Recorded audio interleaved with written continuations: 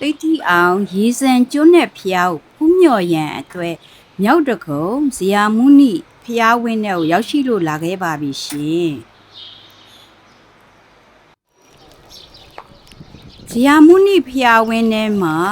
ဗုဒ္ဓရုပ်ပွားတော်တွေအများအပြားကိုတည်ထားကိုးကွယ်လျက်ရှိပါတယ်ရှင်အလွန်တပ်ပယ်လှပါတယ်ဖျားဝင်းရလည်းအကျယ်ဝင်းရလည်းအရန်ကျယ်ဝင်းပြီးတော့ဖျားဘဒိုးပေါင်းဇေဒီဘဒိုးပေါင်းများစွာလည်းရှိပါတယ်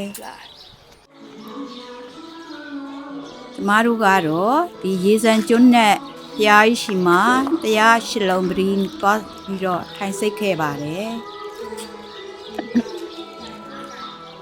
ရွှေတာလျောင်းရုပ်ပွားတော်မြတ်ကြီးကိုလည်းရှ िख ိုးဥခိုက်ခဲ့ပါတယ်ရှင်အရန်မဲ့ตายာပြီးတော့အရန်ပေါ့နော်ဖျားတွေလည်းတပ်ပယ်လှပါတယ်ဖျားဝင်းထဲမှာလည်းတိတ်ဆိတ်ငြိမ်သက်စွာနဲ့ပဲကျင်းငှဲ့တာတကာတွေရဲ့အတန်လေးတွေကလည်းစီလို့ညံလို့ပေါ့နော်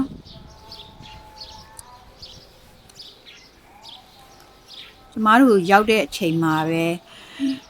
ဖျားဘူးလာတဲ့ဧည့်သည်တွေကနဲပါနေတဲ့အတွက်လေ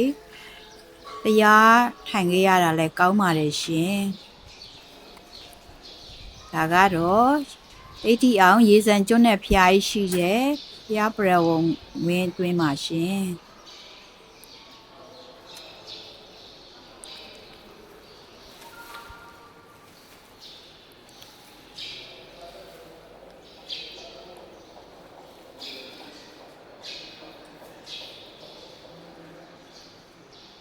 ညာသူငါဖူးမြော်လူရအောင်လဲ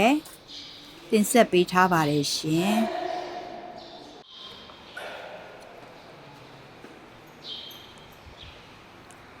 ခொနည်းသားသမီးအားလုံးကျမနဲ့ထပ်တူကုသိုလ်များရရှိကြပါ